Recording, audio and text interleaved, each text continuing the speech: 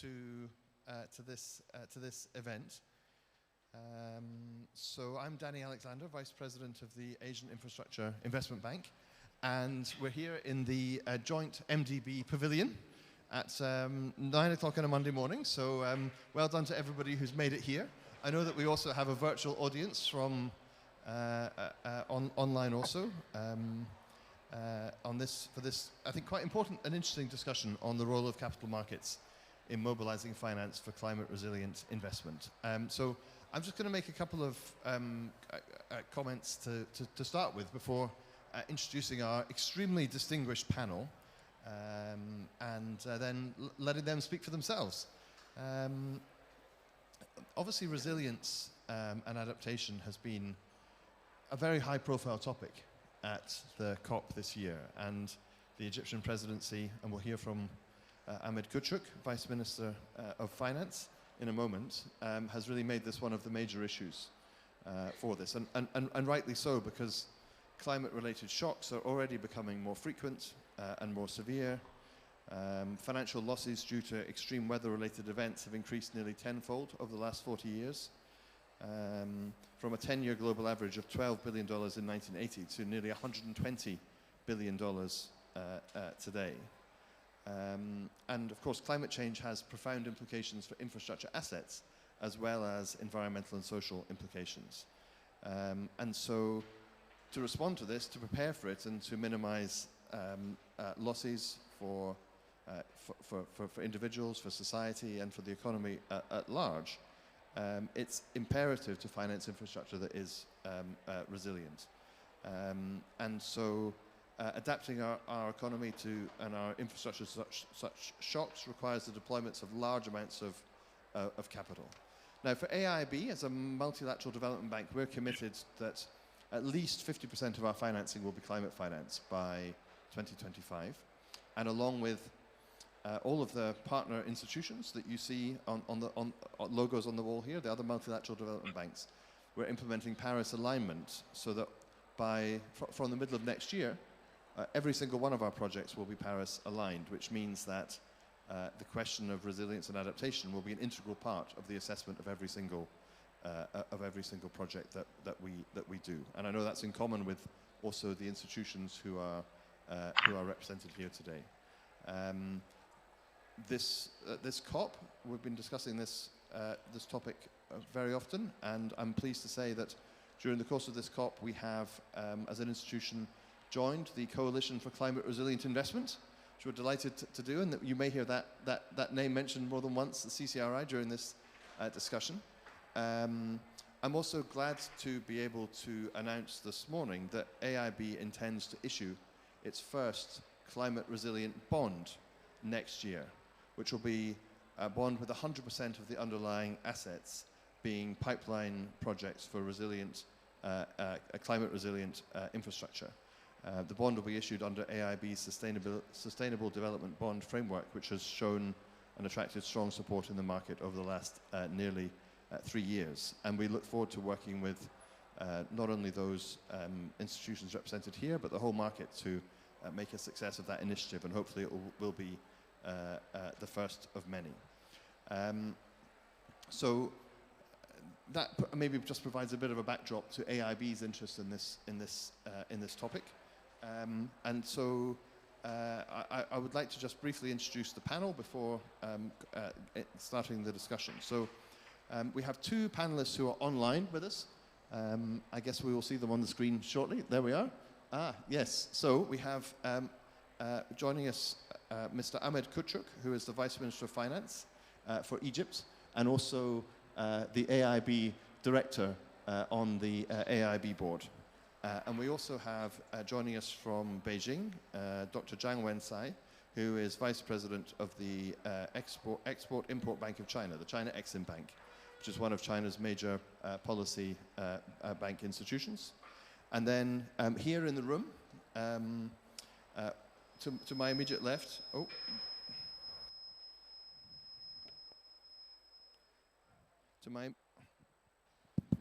to my immediate left, we have Miss Eva Cairns, who's Head of Sustainability Insights and Climate Strategy at Aberdeen. And AIIB and Aberdeen have also worked together on ESG bond portfolio. Then we have Détier Ndiaye, Africa Regional Program Manager for Climate Finance for the Global Center for Adaptation. Thank you. Welcome. And then we have Mr. Rowan Douglas, Head of Climate and Resilience Hub for Willis Towers Watson. And Willis Towers Watson, I know, is also one of the key players in the CCRI. And then at the far end of the panel from here, Mr. Timothy Jowlin, who's Head of ESG Development and Advocacy for Amundi. And AIB and Amundi have developed, I think, quite an innovative climate bond portfolio together. And I should say also, AIB has invested with the China Exim Bank for a green on-lending facility. So delighted to have also three organizations with whom we're already working in partnership through project financing. So if I may, I would like to go to you, Ahmed, first. Would be great if you could share with us your experience in issuing sovereign bonds to support adaptation and climate resilience in Egypt, and share your perspective, both from the Ministry of Finance and, of course, from Egypt as the COP president this year, on some of the key challenges in this area. Over to you. Good morning, Danny, and thank you so much. I'm hoping that you can hear me well, and yes, I'm hoping also that you're enjoying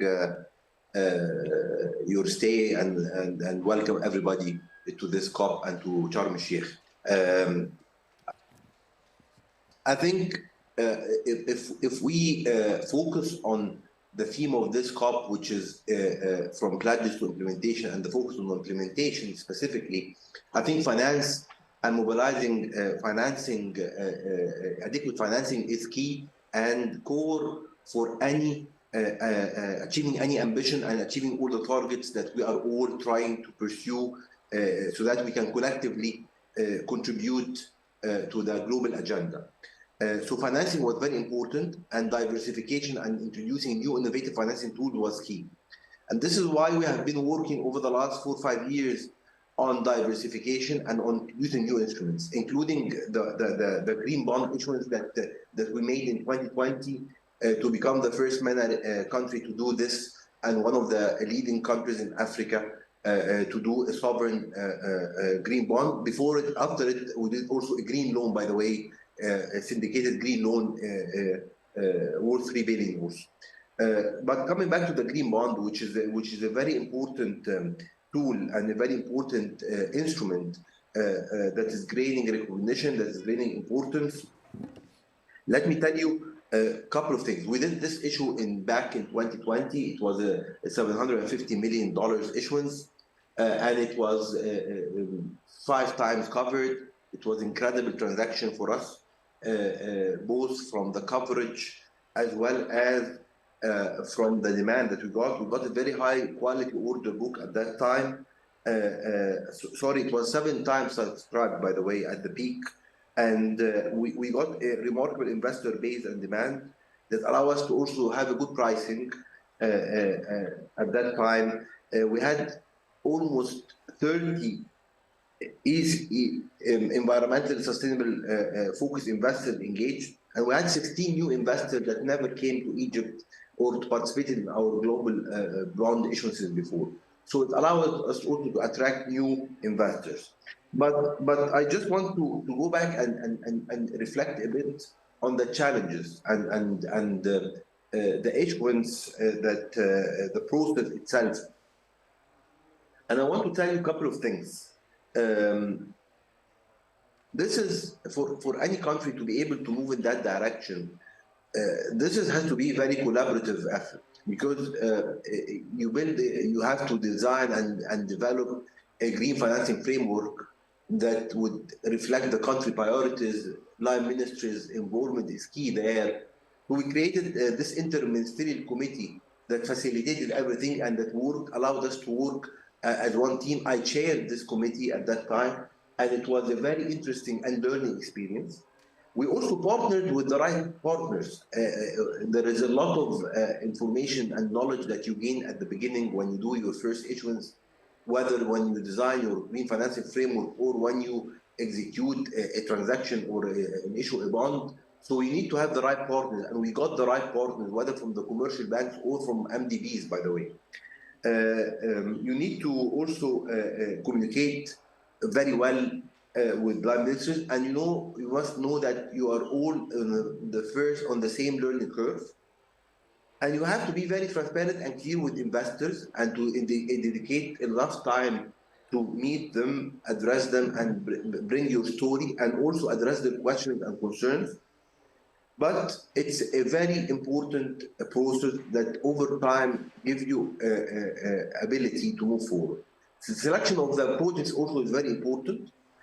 And one thing that is incredibly powerful is that when you do those innovative financing, and not only that you bring new investors and you bring diversify more, you diversify more and you bring more pool of investment, but also you have from your side commitment to monitor and produce annual reports every year to investors, showing them the impact and the allocation. And this is also another learning process that gives you an additional feedback and additional information, and a very powerful tool. The final thing that I want to say, it's very important that we think about those innovative financing tools and about green bonds, and in general about our providing and mobilizing adequate financing for climate issues, is to think about those issues as a journey and not as a transaction or a milestone transaction. Yes, it's important to engage and to have the right milestone transaction throughout the process, but it's a journey, and we have to approach it in this way. And because of that, we also, during the COP, we have announced that we have upgraded our green financing framework, Egypt Green Financing Framework, into a sustainable financing framework, which is a wider framework that can allow us also to do more labeled issuances and more specialized issuances, including, by the way, sustainably linked bonds. So it gives you a wider menu. And again, we're doing all those innovative and introducing those innovative financing tools. One of the key reasons is to provide adequate financing that can support the government ambition in mitigation and adaptation both equally, including resilience, also building the resilient infrastructure in Egypt. But also, we don't want to lose sight that we are also doing this to create the right benchmarking for the private sector and for other players and stakeholders in Egypt, so that they can be able to have the right benchmark as the government issue, they produce the right benchmarking in terms of pricing and in terms of the process, so then private sector can follow. And we were very proud to see that our private sector also followed, and one of our banks in last year did another issuance, and several private sector now are in the final stages of issuing also their green bond issuance. So those are some of the things that we have to keep in mind. There is a lot of knowledge gain, there is a lot of knowledge transfer. You need to have a dedicated team, you need to have a very good communication with investors and within the government, and you need to think about it as a journey and not as a transaction. Ahmed, thank you very much indeed. And I think that does help to frame the discussion very well. It's also very encouraging to know that your green bonds attracted new investors, and you also referred to the benefits of the information sharing with investors that helps also both sides to learn, and that it's a learning journey for issuers as well as for the market. So I would like to turn to you, Wensai, please. Could you also, from the perspective of the China Exim Bank, share your experience in green financing and highlight the solutions and incentives you think would support your organization in contributing to financing more climate resilient infrastructure projects in future? Over to you. All right, thank you, Danny. So pleased to see you. So for this very important event, so dear Vice President, Vice Minister, other distinguished colleagues, and good morning, good afternoon. I want to thank AIIB at the very beginning to inviting me for this event, which I think is rightly held just on the sideline of the COP27 climate summit. I think we will have a very interesting discussion, I'm quite sure. as you know that I'm working in the China Exim Bank, which is one of the national policy banks. We support foreign trade and international economic cooperation with many other countries in the world. And China Exim Bank has been very much committed to the green development in recent years, both in China and other countries. And the bank fulfill its environmental and social responsibility, continue to enrich its green financial product and services, carry out green international cooperation, and support green sustainable infrastructure project in fields of clean energy, energy conservation, emission reduction, and climate resilience. China Exim Bank has enjoyed a lot of support and from the government in terms of the policy side and the financial resources side. And we also accept the regular review on our performance on green finance by the central bank and supervisory body of the government. Let me try to share with you what we have done in green finance. First, we invest more of our resources. First, we have steadily increased our green credit supply. We have supported a large number of our green, low carbon, and environmentally friendly projects, both at home and abroad. I mentioned at the very beginning with our green credit. Through green financing, we have supported an infrastructure project in developing countries for better climate adaptation, disaster resilience, such as the Chico River pump irrigation project in the Philippines, agricultural irrigations project in Cambodia, and the Northern Candy irrigated water supply project in Sri Lanka. We have also utilized preferential refinancing tools issued by the People's Bank of China. This is China's central bank to support the carbon emission reduction and clean and efficient use of coal. In 2021, the green project supported by the China Exim Bank has reduced the use of the standard coal by 13.57 million tons and has cut carbon dioxide emissions by 38.56 million tons. At the end of the third quarter this year, the China Exim Bank's green credit balance has amounted to 420 billion Chinese yuan, delivering significant environmental social benefits. This is the first one. Secondly, we have made full use of the equity investment. The China Exim Bank has initiated and participated in several international economic cooperation funds, such as the China ASEAN Investment Cooperation Fund, China Central East European Investment Cooperation Fund, and China-Japan Energy Conservation and Environmental Protection Investment Fund. With a combination of equity investment and loan, we have mobilized capital from the various sources to support infrastructure construction and enhance climate resilience. Through these funds, we have invested in Poland, Czech Republic, Hungary, Thailand, Brazil, and other countries, and nearly 40% of the projects are in the clean energy sectors. In addition, by jointly initiating the credit guarantee and investment facility for CGF, for the ASEAN plus China, Japan, Korea, we have provided credit enhancement guarantee for the bond issuing companies in the region with a total amount exceeding $2.7 billion. Third, we also have supported the green development project by issuing, underwriting, and investing in green bonds. Our bank is the first policy bank to issue a green financial bond under China Green Bond principles. We have also issued green bonds and special bond on the carbon neutrality through the Bond Connect. By the end of September this year, we have altogether issued 8 tranches of green bond, totaling 27 billion Chinese yuan. As you know, as a policy bank in China, China Exim Bank enjoys the state credit status and can issue bonds with a lower interest rate, and of course we can get a very good financial term. We have also provided underwriting services for enterprises to issue green bond and raise funds for green and sustainable projects. Fourth, we have established the infrastructure funds. China Exim Bank infrastructure fund has been set up with the government approval to provide capital funds for infrastructure projects, so as to mobilize counterpart loans from policy and commercial banks to jointly support the project.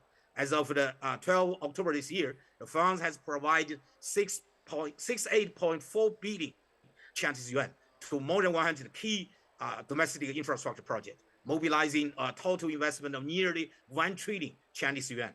A lot of the project has been channeled into the areas for the clean energy and climate resilience. So this year, China Exim Bank has really increased our financing for the infrastructure, to help maintain the growth of our national economy. Fifth, we have taken an active role in the green development initiatives. We have signed with the domestic and the foreign financial institutions several green documents, including the green investment principles for the Belt Road development and joint declaration of banking sector to support biodiversity conservation. We have also jointly launched the Green Action Initiative under the BRI framework. In the Belt Road Energy Partnership Network, jointly initiated by 30 countries, our bank was elected as the head of Green Finance working team to jointly promote green and low carbon development with other members. Six, we have carried out our green international corporations. China Exim Bank and AIIB have just signed MOU on the cooperation. And now we are stepping our cooperation in the with the $200 million of green on-lending facilities. A number of clean energy saving and carbon reduction projects, such as photovoltaic and wind power project, will be gradually implemented as a result of our concerted efforts. So this is a very innovative project, I have to say that, and which Chinese one of the Chinese policy banks will jointly formulate the green credit policies and the international standards with the MDB like AIIB. Looking ahead, we can deepen our cooperation not only in China, but also in other developing countries through parallel and joint co-financing.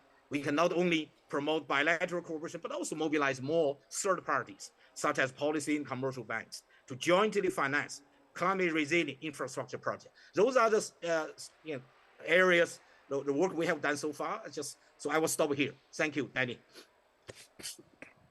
Wen-Tsai, thank you very much indeed. Thank you for joining us, and I know you're going to stay with us, so we will come back to you on the later questions. But I think if I translate some of the numbers you gave us into US dollars, you're talking about $60 billion of green projects, some $4 billion of green bonds so far, which is already hugely impressive. And with the plans you have to come, then this is going to make a significant impact over time. As you say, at the time of the annual meetings of the World Bank, we signed an MOU between AIIB and China Exim Bank, also an MOU between AIIB and KfW from Germany. So we're looking to work more and more with other development partners to achieve these goals. So I'm now going to move the discussion from the virtual realm to the colleagues who are here in the room. And so I'll just go along and ask you maybe to share your views and discuss a couple of questions. I mean, I think one is, the topic here is about the capital markets and the private sector. So what do you see as being the key barriers that are faced by the private sector, including for institutional investors, with regard to financing adaptation projects? And what further steps can be taken to create confidence for those market players? We heard from Ahmed about the investor interest, but can we do more to create more investor interest in this sector? Please share also your thoughts on the comments that have been raised. So, Anne, may I come to you first, and look forward to hearing your comments. These microphones do work, but you might find this one easier. So, thank you. Excellent. Yes, thank you. And as you say, I think mobilizing private finance for adaptation has been a key theme of this COP, and some numbers that are really quite shocking, like only 2% of adaptation finance comes from the private sector at the moment. So I've had a lot of discussions with other investors here to say, what do we take away? How do we need to do things? So what can we do differently to help increase that number? And to talk about some of the barriers, I think to date, speaking from a global asset manager perspective, there's been a big focus on identifying investment opportunities related to the low carbon transition, to net zero, and I think we see a lot in that space and money flowing into that space. And we've also started looking at adaptation and how can we identify investing in adaptation solutions. And there's it's a lot more difficult to actually have the data there to understand how money can flow into that, and really need to define, and we do this in two ways.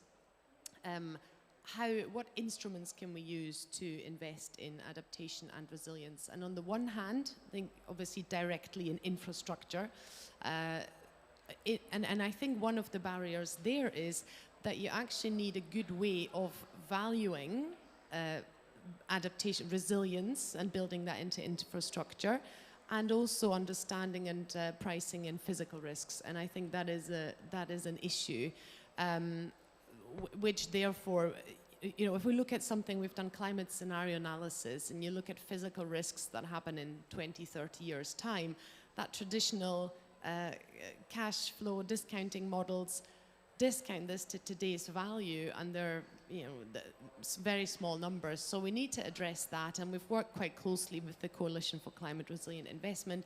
I'll talk a bit more about that later on, but I think that's really key to overcoming those barriers. And the other one is bonds, and where we identify green bonds where the proceeds go to projects to build adaptation, build resilience.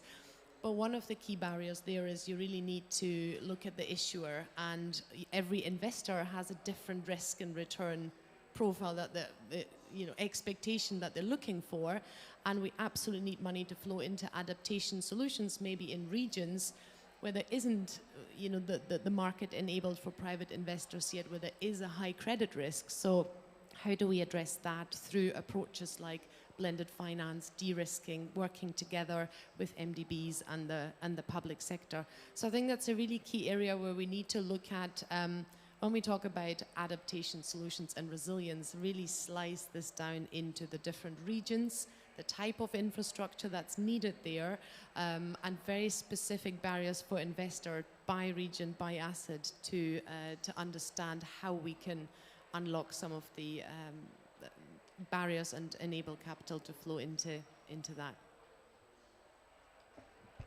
Thank you. Thank you very much indeed. So Aditya, would you like to go next?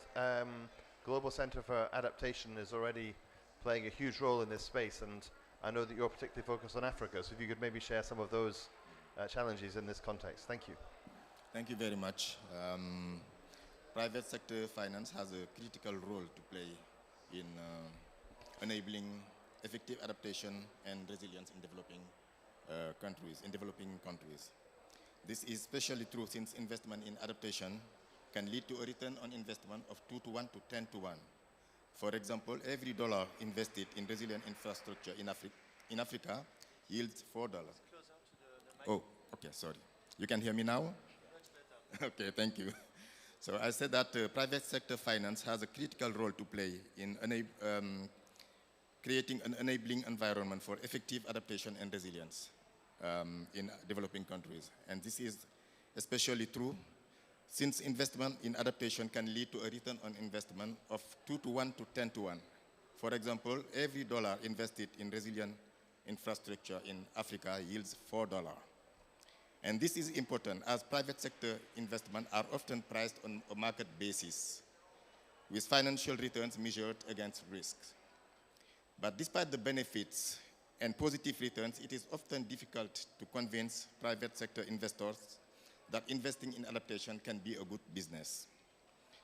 Two key barriers to attracting private finance are, one, the lack of country-level climate risk and vulnerability data and information services that can be used to guide investment decision-making, and two, limited clarity on the government's capital investment gaps to achieve adaptation goals, and on where private investment is needed. With regard to the second barrier, I mean the limited capacity on government's capital investment gaps, long-term planning on the part of the government is essential. And it is equally important to identify core investment activities which are most likely to provide returns which would attract private sector investors, both domestically and at an international level. And one important tool in this regard is the Climate Public Expenditure and Institutional Review.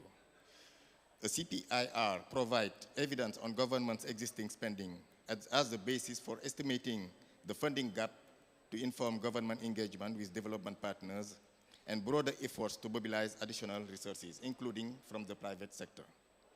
In this regard, the Global Center on Adaptation, the GCA, is working with 2 countries, supporting 2 countries in carrying out a climate public expenditure and institutional review. One is Côte d'Ivoire, where we are supporting this activity in a more broader framework, which is the issuance on sustainable bonds in Côte d'Ivoire. And another, the second country is DRC, the Democratic Republic of Congo, where we are also supporting climate public expenditure review in order to identify what are the needs of the government of DRC for implementing its NDC and its National Adaptation Plan. Thank you. Thank you. Thank you. Thank you very much. Been here a week and still haven't worked out how to use the microphones. Anyway, I'm sure by the time I leave at lunchtime, I will have remembered. Rowan, so Willis Towers Watson has a big role to play in this space. Do you want to say something about the challenges that you see? No, thanks so much, Danny, for the invitation, and well played to the AIIB for such a well-aimed panel at this COP on this issue. So I just think it's worth reminding ourselves why this is so important. If we don't get this right, if we don't incorporate physical climate risk into the massive investments we've heard today in this area, we are going to lose millions of lives and livelihoods in the years and decades ahead, and billions, if not ultimately trillions, of assets. That's what this is all about. So I'm sure we've all seen those graphs showing the losses in natural disasters and hazards over the last 30 years, and they always go like that, don't they? And we all naturally assume that that's caused by increased storms and floods and all the rest. And of course, they do have a role to play, but as an ex-reinsurer, I can tell you that the majority of those increased losses of assets and indeed lives is caused by growth in exposed assets. It's growth in assets and the vulnerability of those assets, building the wrong things in the wrong places in the wrong way. And with this massive growth in infrastructure in the next 30 years, we are either going to invest in resilience or we're going to invest in risk. So that's why this is so important. It's a little bit like we've just been through COVID. We got through COVID not because we changed the hazard. Nothing changed about the nature of the virus. Nothing changed about changes of exposure. We still have 8 billion people or so. What changed was we changed the vulnerability function. We increased the resilience by A, telling people to stay away from each other, but critically developed a vaccine. And that's what this is about.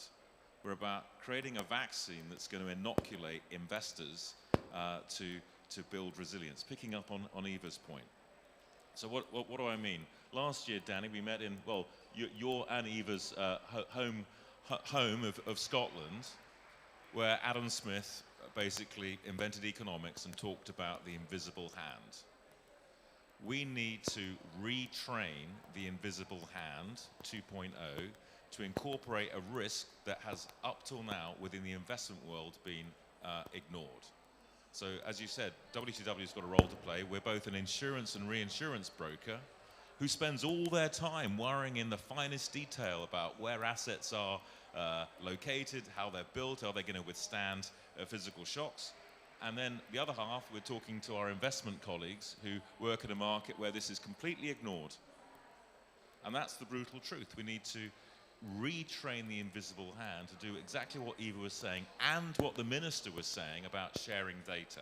So I must say, personally, it's not about developing specific funds to invest in resilience and adaptation, although of course that's important. What really matters is about ensuring that we undertake the medical to ensure that all our investments have been undertaken in a healthy way. That's how we're going to build resilience, and that's why, and we'll talk about it in the next round if we have a chance, we played a key role in helping to facilitate and host the development of this Coalition for Climate Resilient Investment, led by Carlos Sanchez, who's here in the audience, to to retrain that invisible hand. And I'm so thrilled that so many here in the room are part of it, because that's how we're going to save millions of lives and billions of dollars in the years and decades ahead, and move from palliative care, which is what we're doing at the moment in climate, to actually looking at a cure. So thanks, Danny.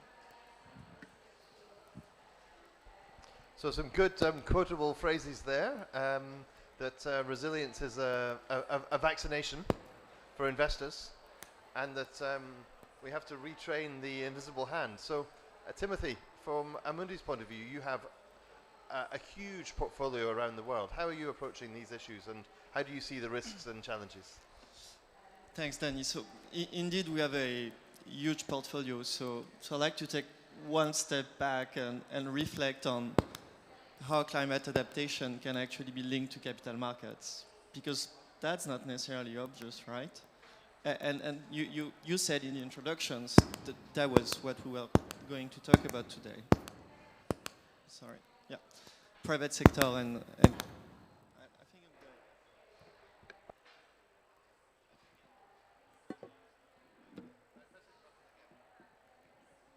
Let's.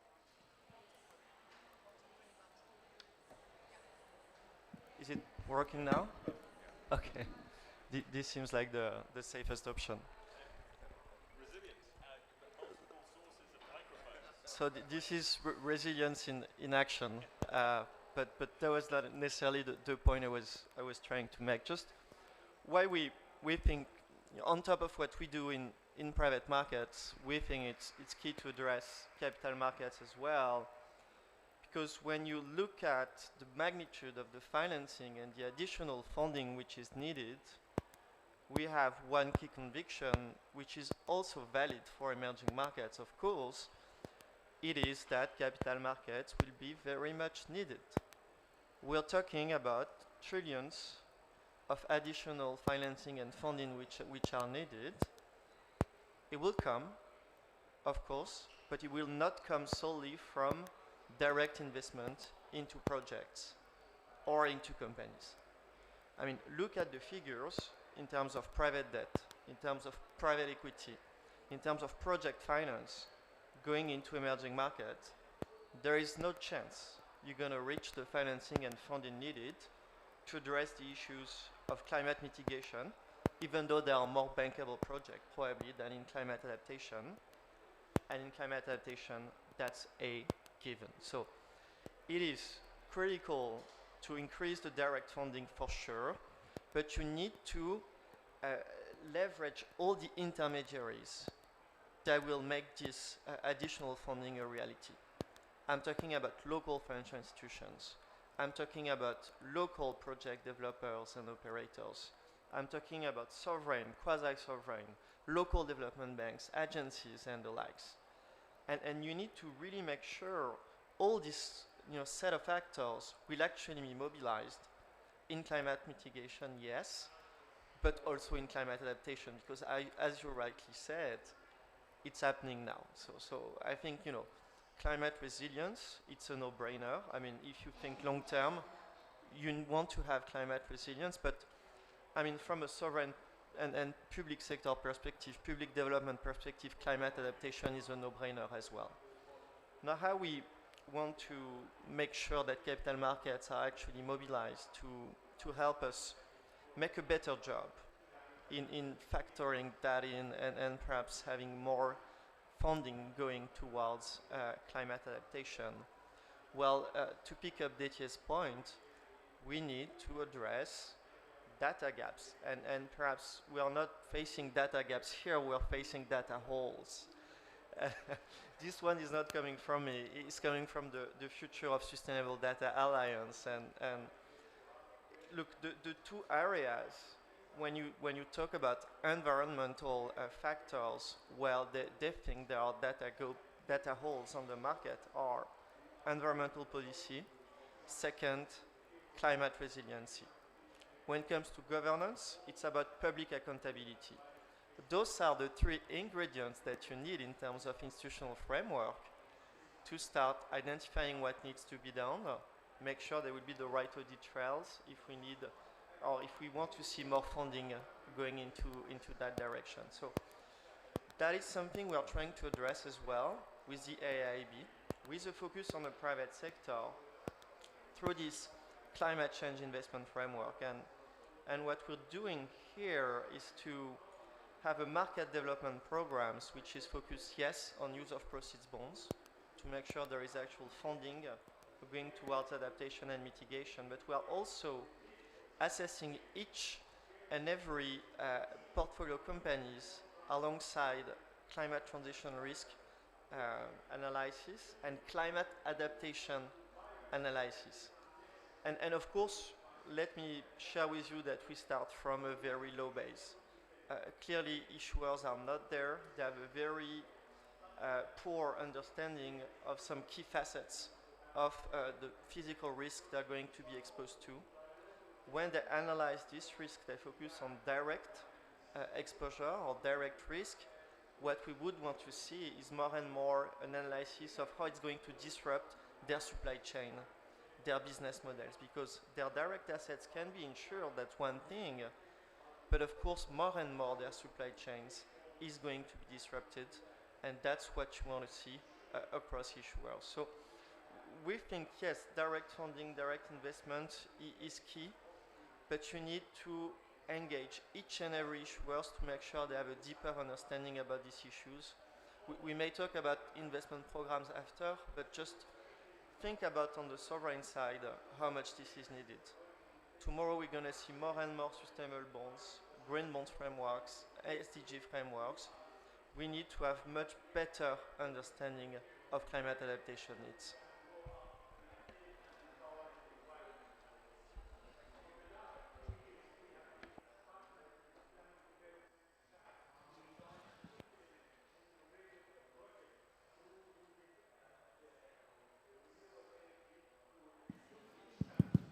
Okay, thank you very much indeed.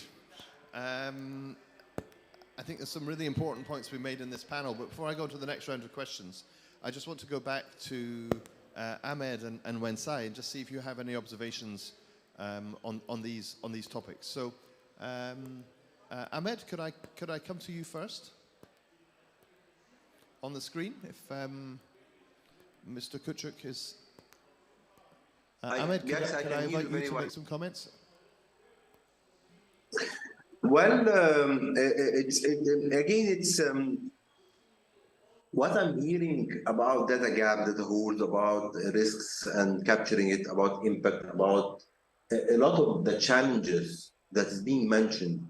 That's what exactly I meant, that this is why you need the government to step in and to have this collaborative approach, because it's very difficult to do this when you are not having a very good asset registry, if you don't have a very good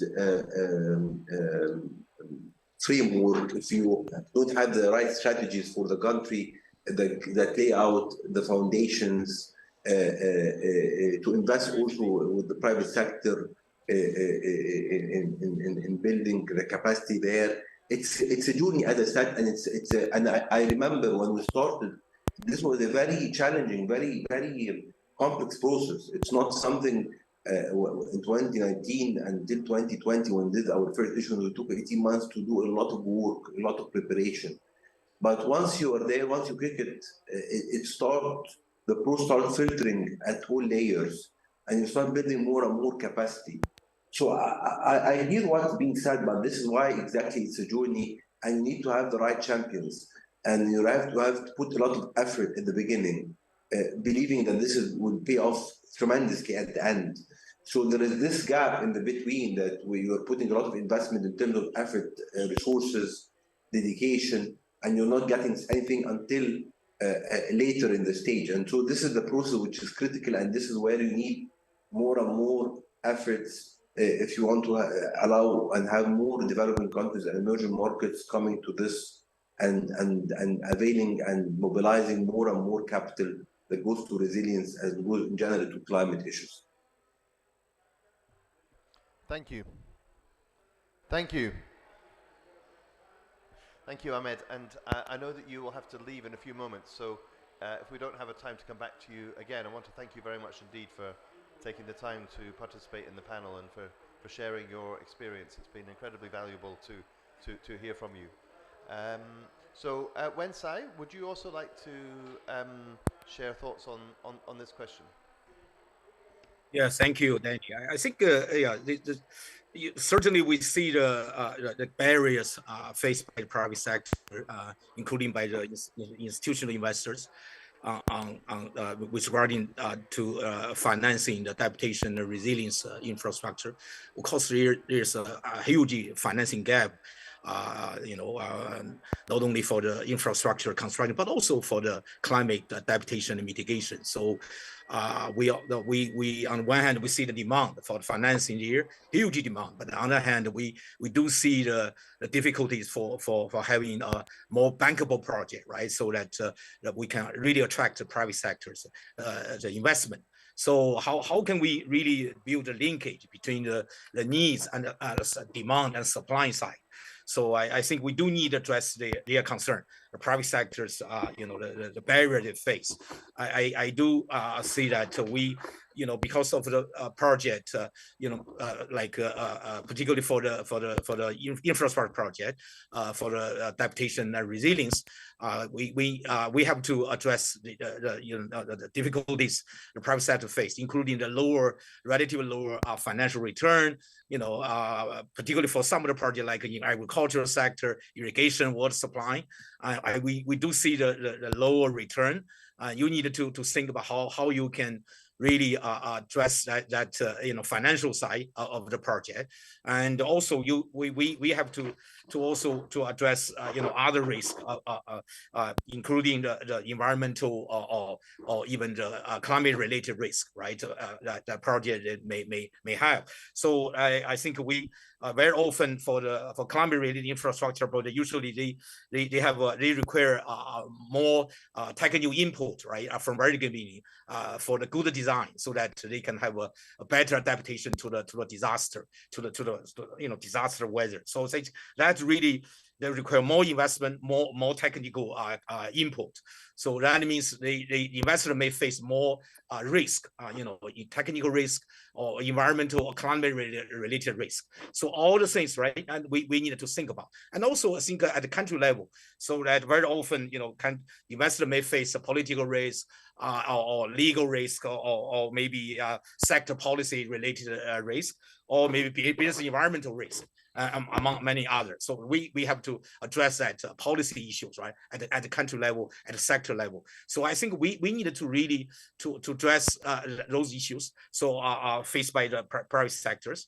Of course, we certainly can use the capital market as a very good model, a good tools to get to mobilize money, because when we issue the green bonds, so investors just buy our bond, and we of course we will put money together. We will use the money for the bond issuing, right, to do the infrastructure project, both in China and other countries. So that really the individual investor, they don't have to take the project risk, but we as a financial institutions, we will take the project risk. So I think this is a good way, right, to mobilize resources through the bond market to get the investors' money, right, so that so we can to finance the infrastructure project. So I think this is a very, very good one. So we needed to do more, right? So I think we should develop help our developing member country to develop their capital market, right? So this is something very important. In many countries, they don't have really advanced developed the bond market, So I think that this is the challenge in their face. Secondly, we do need to really to leverage the catalytic role of the public sector, right, in the capital mobilization, because the government, bilateral, multilateral, MDBs, the public sector, institutions we really can play a role to invest in those projects, and also try to provide like guarantee, other insurance to really to help the private sector, right, to reduce, to mitigate their risk. So that like for the PPP project, for other projects, we do need that kind of a role that the public sector should play. And thirdly, I think we also need to improve many countries' investment environment. So this is also important. I mentioned about those political risk or legal or sector related risk. So we do need to see the government and MDB, right, to play a role together with bilateral development agency to help the country concerned to take action, right, to improve their business environment. So I think generally, I think we should do a lot of things together to address those risks private sector may face, and also try to use the capital market to mobilize more finance. And finally, I want to say that these days we talk a lot about money. Money is important, but also money is not enough. We do need also the technical transfer, knowledge transfer from the developed to the developing countries, from the MDB to the developing country, right? From private sector to the developing countries. And you do need more capacity building, because at the end of the day, you give them money. Money is important, but if they don't have the capacity to design a project, more sustainable way. So at the end of the day, you still don't have a good project, So that really, so still they cannot achieve a more sustainable growth at the end, So those are the. So I think we need to address not only the financing issue, but also the technology transfer, capacity building, knowledge transfer all together. So with that, I will stop here. Thank you. Thank you, Wensai. Thank you very much indeed. And in a way that leads us neatly into the next section of the discussion, which I would like to go into, which is more about the kind of solutions and the structures that panelists think are likely to be able to fulfill this role that's being discussed by all of you about the need to mobilize investors at greater scale. And as an MDB, we don't want to miss the chance to have your advice about what we can do better. So I'd be interested also in your observations on what role MDBs, such as multilateral development banks, such as the AIIB, can play to increase private sector finance for climate resilient infrastructure. So I think I might first go to our two asset managers, who also AIIB's been investing in first. So Timothy, if I may come to you first, and then after you I'll come to Eva. Thank you. Yeah, it's working. So, in our experience, what can be done on the funding side, especially capitalizing on synergies that may exist with multilateral development banks through public-private partnership. The key word here, as you can imagine, is additionality. If an MDB comes into the transaction and there is no additionality, then it's a missed opportunity. It's capital not well spent. So clearly, in our experience, really this is the objective. Now, when it comes to additionality, people and third-party observers tend to really focus on one side of it, which is providing access to underfunded projects or economic actors. Obviously, that is critical, but think as well of additionality as a multidimensional type of object. And in our experience, MDBs can provide additionality alongside multiple axes. Yes, it is through providing capital risk or concessional finance when the risks are simply too high for private sector investors to stomach. That's one. But they can also provide funding, notably on the technical assistance side. And to pick up on, I think, one very important point from Mr. Vice Minister, yes, technical assistance matter, and I can tell you that they can be very effective in providing additionality. If you look at it through the lens of sustainable capital market development, very often you face the following conundrum. Either you develop a project with funding, but there will be no sufficient assets in which we can invest, or there will be technical assistance, there will be financial assets, but no investors interested.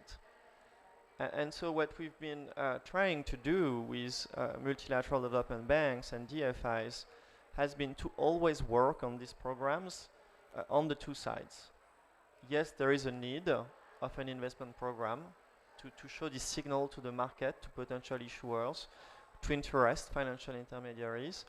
But there is also a need, and from the very beginning, to focus on your deployment strategy and on building a healthy pipeline. And so that's what the AIIB is doing with these market development programs that we have in Asia. It's not only about deploying some money that is going to be invested into eligible assets. It's also about providing the knowledge and the trainings that issuers on the ground are going to need to meet AIIB climate framework eligibility criteria. We've been doing so as well successfully with the IFC. It's been now 4 years that we train emerging market bankers every year in Stockholm on green finance. They meet investors, they meet DCM teams, they meet issuers as well. And the goal is really that after this 1 week of training, when they come back, they can be climate champions within their own institution.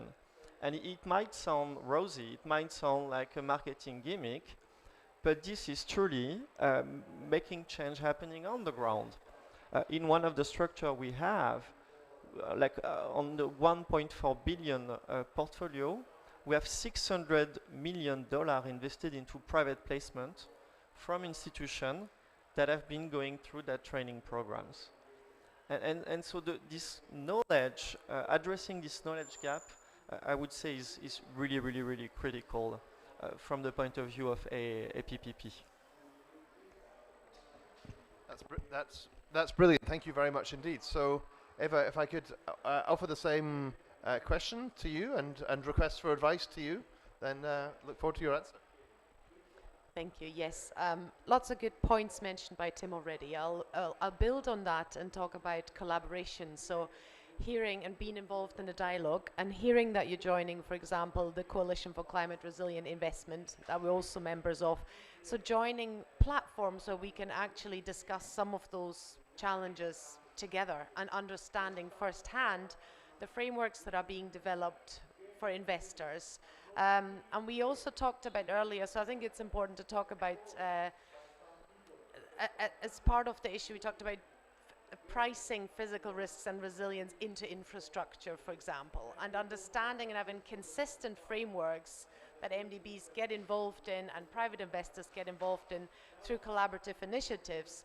So the work with the CCRI we've been doing looks at really making sure that we understand when we look at comparing infrastructure assets, what are the most material physical risks, having a consistent approach to pricing them, and then also bringing in the value of the resilience option into that comparison so that you're actually adding that benefit. So it's maybe a higher cost initially, but building in that resilience gives you more stable cash flows, more certain cash flows in the future.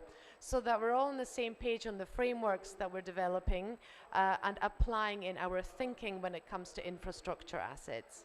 I think that's really important, so it's great to see you involved in that. And the other one, of course, you also mentioned the climate resilient bond that you're issuing. So actually directly raising capital for solutions, for infrastructure solutions, is absolutely important. I think we talked about earlier the need for investors to understand not just how do we integrate climate adaptation and resilience into all our investment decisions, but can raise additional capital and removing some of the barriers we talked about. So really understanding in the different regions, for example, an MDB is involved in, where can regulation be strengthened? Where are there financial concerns, credit risk concerns that can really, through direct engagement with the regions and with the investors, MDBs can help remove some of those barriers. I think this is a critical role. So collaboration, raising capital directly and helping to remove some of those barriers. Thank you very much. Rowan, may I come to you next?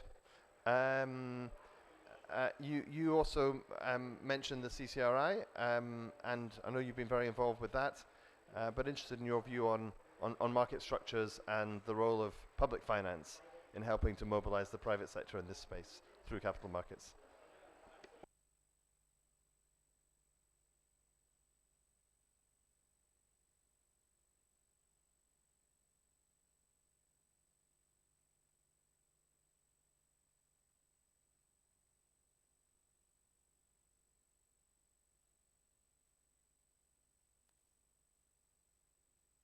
If you try this one, it should work. Here, let's hand it over to you.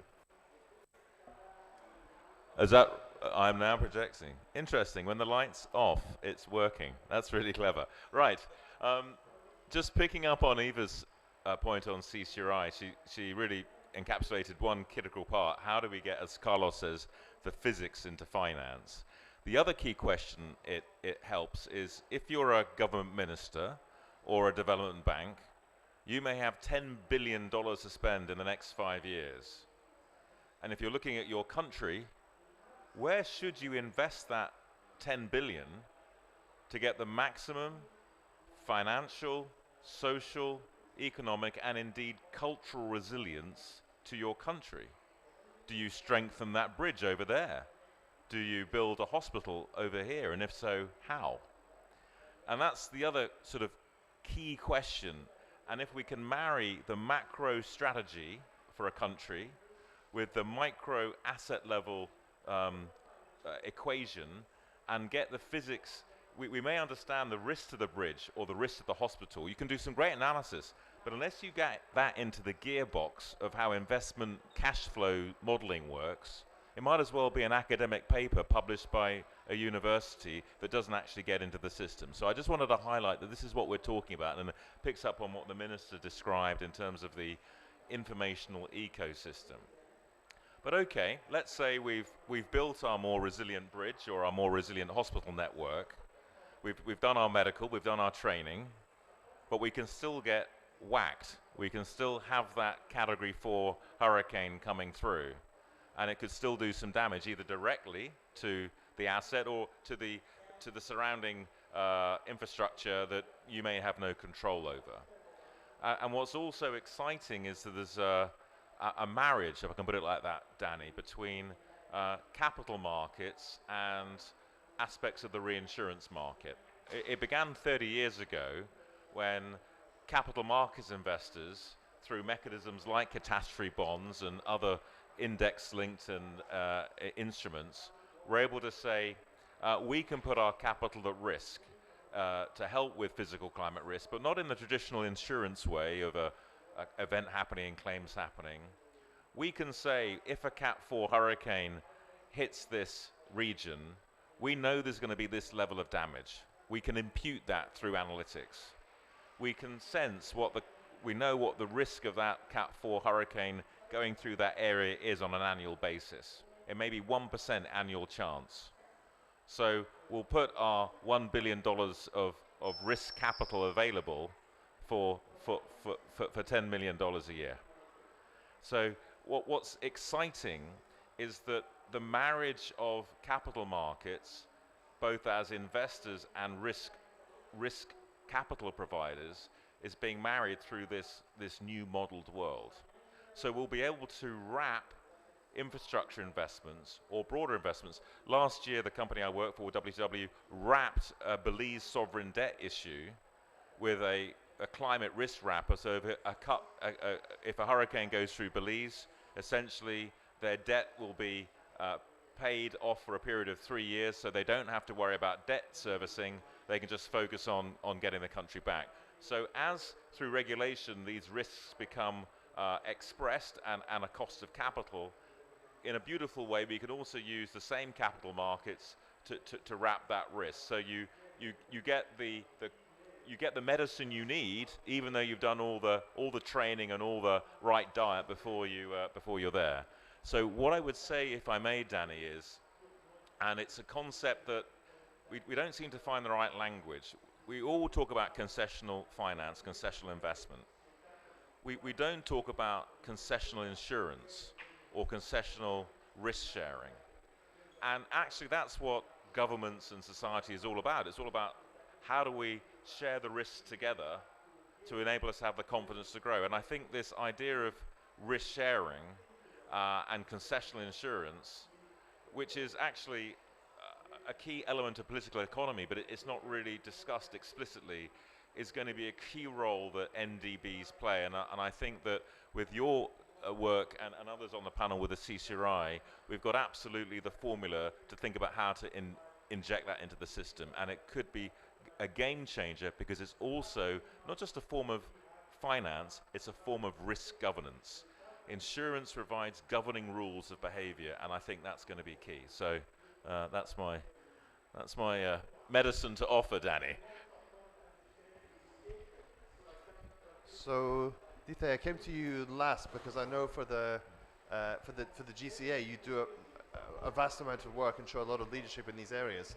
Each topic that other panelists have raised could be each discussed for a day. So, how would you summarize, and where do you see this this going next? Okay, thank you. Can you hear me? It's working. Okay. So I think that it is important to have innovative financing instrument. Okay. I think that it is important to develop innovative financing instrument to attack the private sector. But no matter what instruments are used to unlock climate finance, the flow of investment from capital markets requires a steady and relatively predictable pipeline of bankable projects. And MDBs play a significant role in this regard.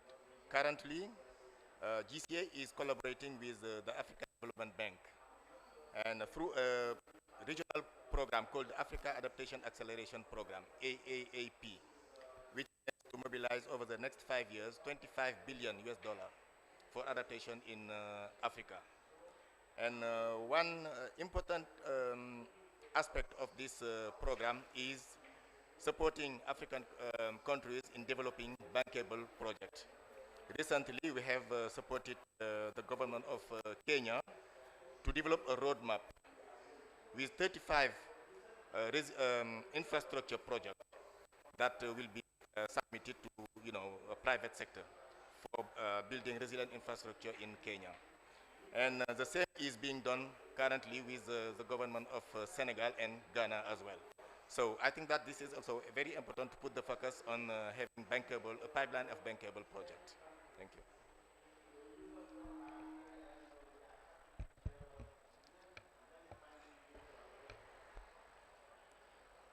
So, there's a rich feast to choose from. We have an audience here. We have 20 minutes left, so I would like to see if there's anyone in the audience here who would like to ask any questions of our panel. And could I check there's a roving microphone available for them to do so? So if you'd like to ask a question, could you raise your hands? So there's a lady here. If you could also, if you don't mind introducing yourselves when you speak, that would be great.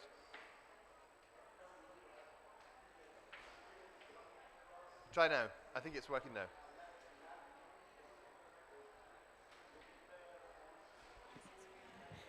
Now, Perfect. it's the same. Light was on, but nothing happened. So my name is Petra Schell-Wright. I work for a civil society organization called Recourse. I'm based in London, but we operate with lots of partners around the world. So we've been monitoring AIIB for quite some time and following the discussions and the debate.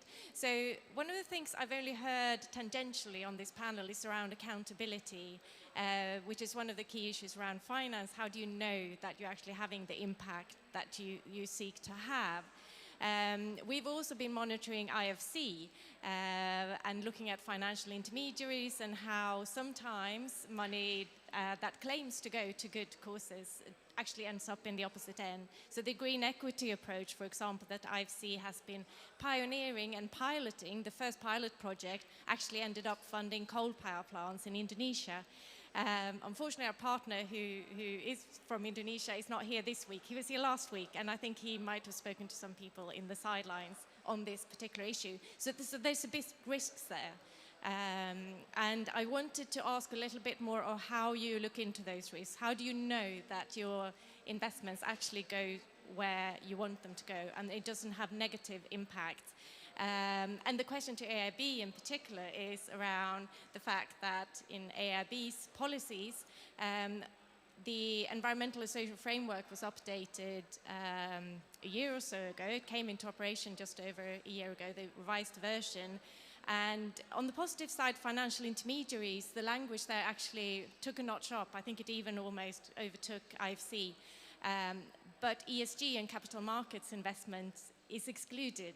So as a civil society activist, we don't know, how do we know that AIIB's money is actually going to the right causes when it invests in these kind of operations? We know there's a framework with Amundi, but that's just one framework, and also it's a bit problematic if it's separate frameworks for each fund, and we haven't seen any transparency on this so far. So that's my question. Thank you. Thank you very much. Can I just see if there's anyone else here who would like to ask a question? So there's one there, and then we'll go to Carlos, and then I will come back to the panel, and then if there's time, we'll come back for another round of questions. Thank you. My name is Yoko Moroizumi. I'm from a Japanese think tank. My question is about how to price the physical risk and how to increase the resilience as a result from that.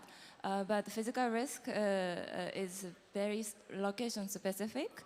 And my first question is about, as an investor, do you have to evaluate risk, each infrastructure project in each location?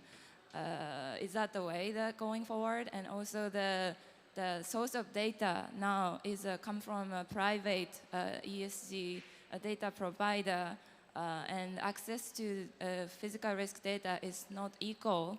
So how do you address to this data source issues? Thank you. And finally, could you have the microphone here to Carlos? Oh, it's been redirected. Okay, go ahead. Hi, my name is Ruya. I'm from King's College London, and I would like to ask, because we're seeing increasing joint effort of MDBs and international climate funds working together towards reducing the climate risk, could you please address the current effort and what is enough for a general global climate risk mitigation? Could you please address the gap in between what we have done and what should be done? Thank you very much. Okay, there are two more questions. I think I'll take them both now. Oh, there's one more here. We'll take three, and then we'll come back to the panel for a final round.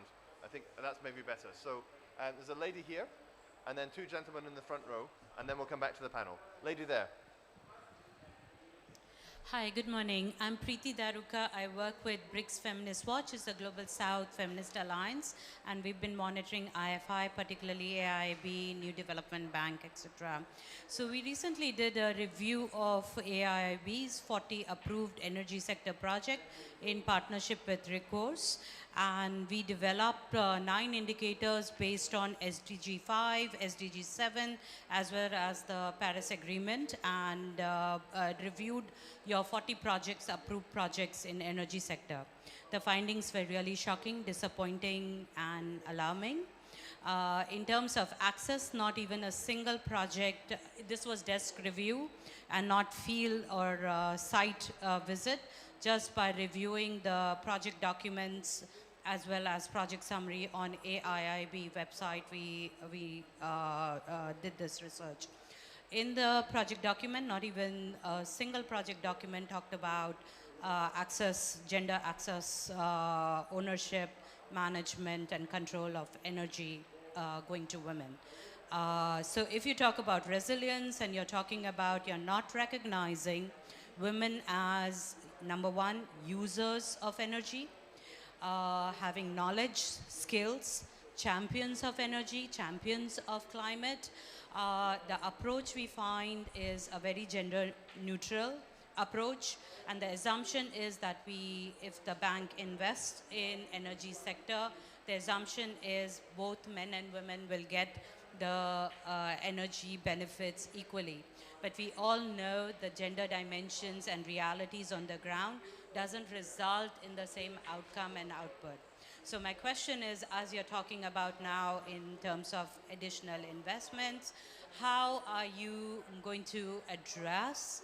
BRICS Feminist Watch has repeatedly raised the whole issue of the bank not having a gender policy, And the bank has only a part-time social scientist, which acts as a gender expert. And these are some of the gaps which were raised at the AGM too. So we would really like to push the bank that the gender policy as well as a mandatory gender action plan is very important if you are looking at resilience in this. Thanks very much for the question. We may not have time to answer all of the comments here, but thank you for raising them. The gentleman here, and then here, and then if you could both be quite brief with your questions, then we have time for the panel to respond. Thank you. Yeah, Phil Northcott. I work with the buildingtransparency.org. We focus on the embodied carbon of materials in the supply chain, especially concrete, steel, aluminum, glass, and so on. My question to you is, we have noted that a buyer has a kind of authority over its supply chain that no government can have. It crosses borders freely and drives business decisions very directly. How can you use climate finance to get your investee companies tracking their supply chain and leaning on their supply chain to have commercially reasonable reductions in carbon intensity? Very good question, thank you. And then I am very quick, and it's mostly a comment, so excellent discussion. Thank you so much for the mention of CCRI.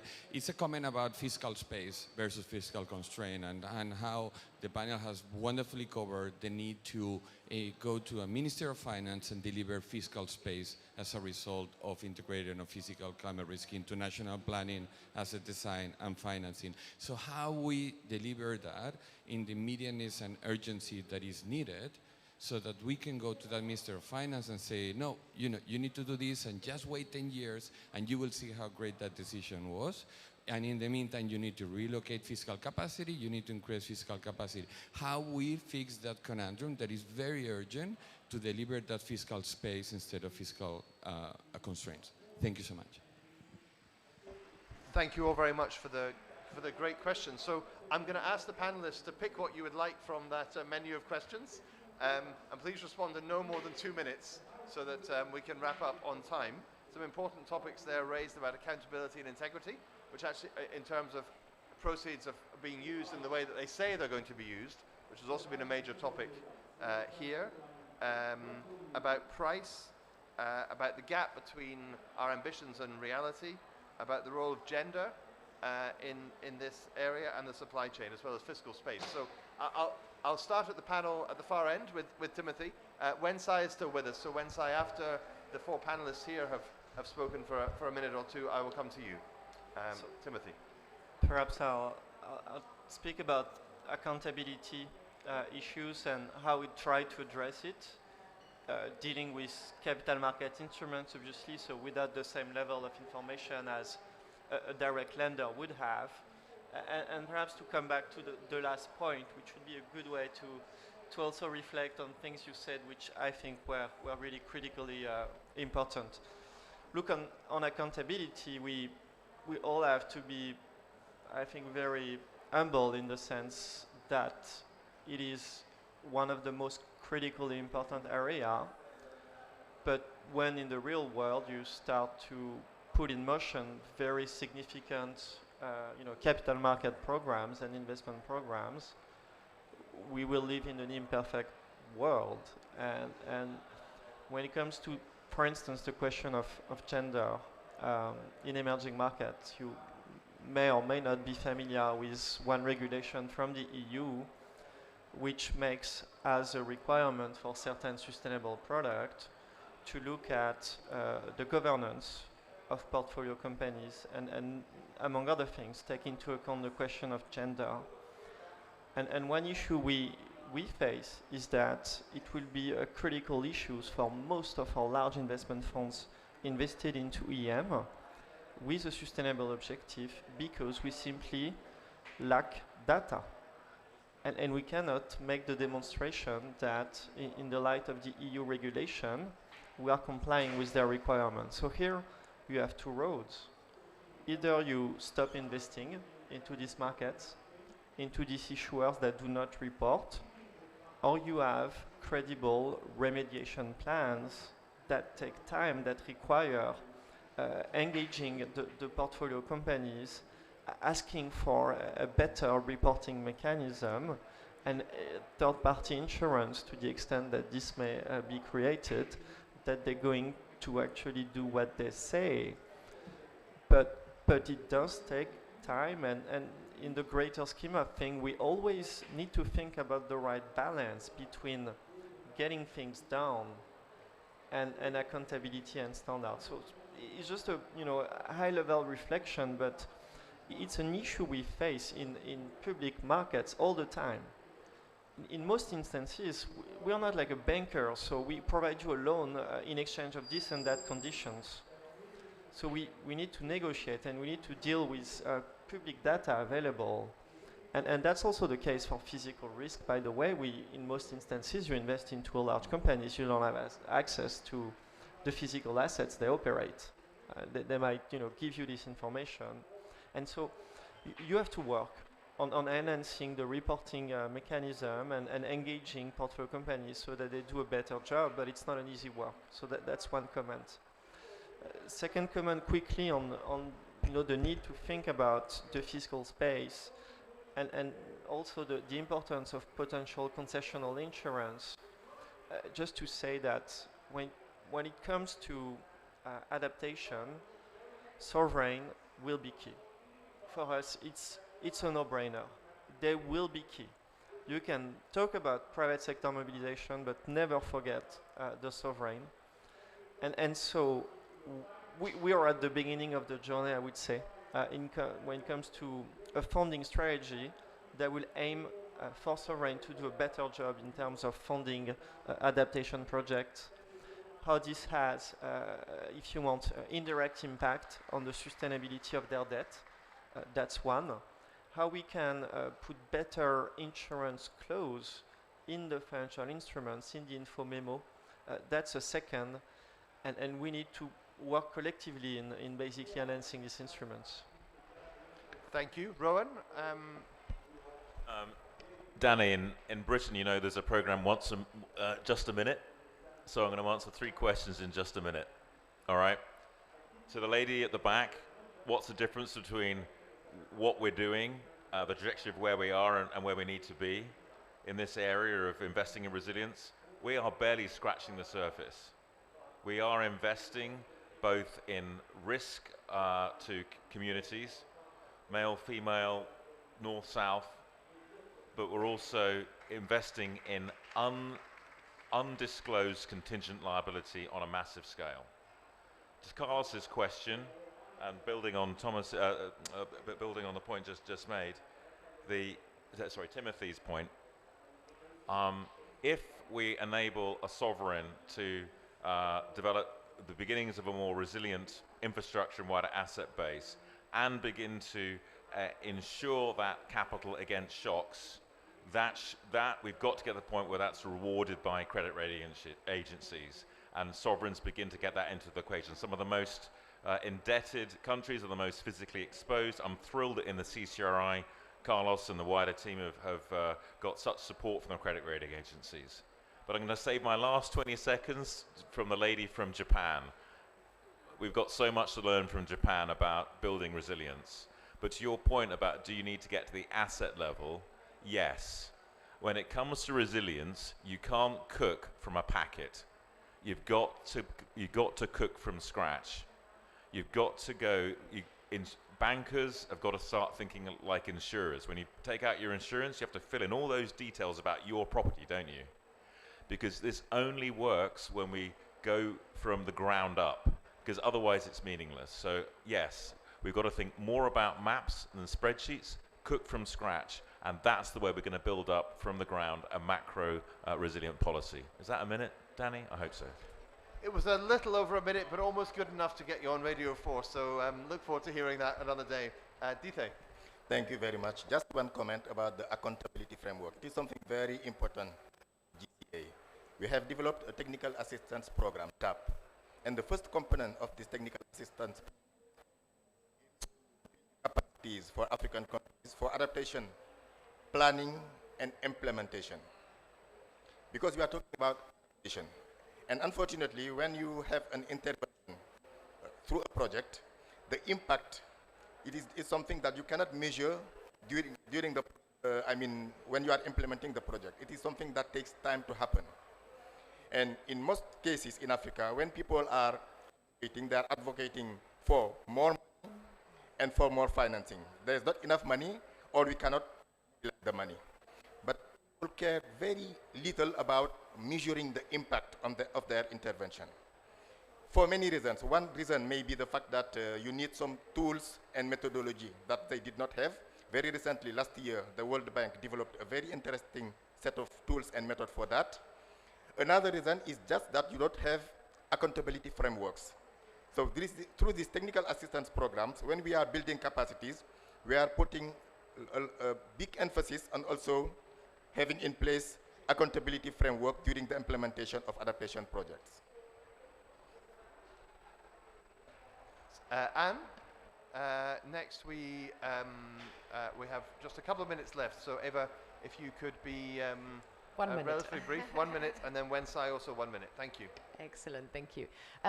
Yes, and I'm happy to discuss any of this in more detail afterwards, but physical risk pricing, just very quickly, we do climate scenario analysis, so to actually have a whole portfolio view before we go into the asset level view. This highlights, based on a scenario, obviously there's a lot of uncertainty, but the one that we're currently apparently on, in line with NDC's 2.4, what would be the physical risks, and it's trying to model what the financial impact on assets would be. Then you need to look at that asset and do a deep dive and really understand this in more detail.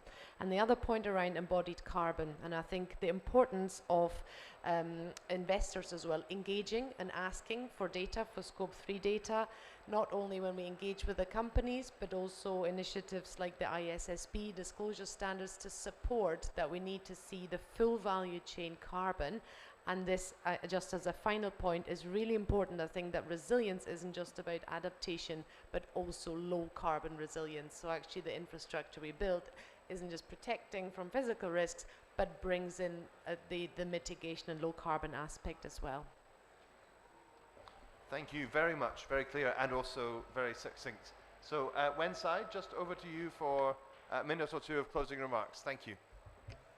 Thank you, Daniel. I'll be very brief. Two things I want to mention. First, on accountability frame, colleagues talk about that already. I think now the accountability frame is very important. This is the case for the MDB. This is the case for the the financial institution at country level, and also for the private sector. Like for our banks, we are very much committed to the green finance. We are we have to also, as I said, accept the performance review that given by the central banks and the regulatory bodies every year. So that and also we are very much committed to our social responsibility, our support for green finance. We issue our green finance in papers to the public, from time to time. And also I think we are going to do more project to support for the use of the ESG with the high standards. So I think we are very much accountable for what we are trying to deliver at the field for the development impact. So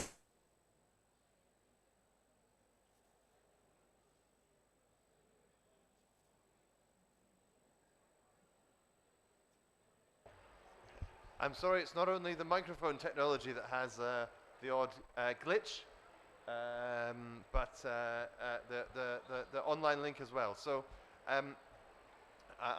with apologies to Wensai, I'd just like to say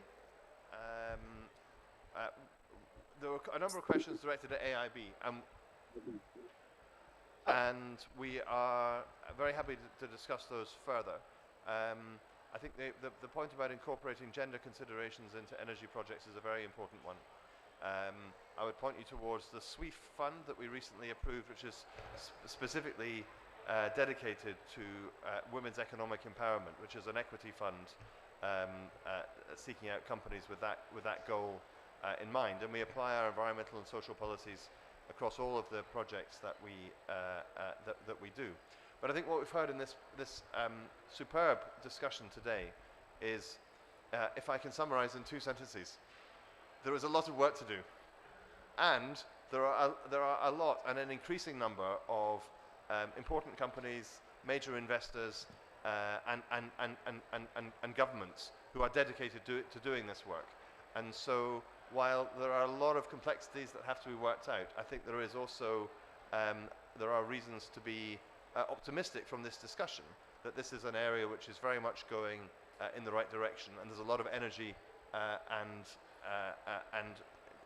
enthusiasm and a recognition that this is really one of the critical issues for taking the climate agenda forward.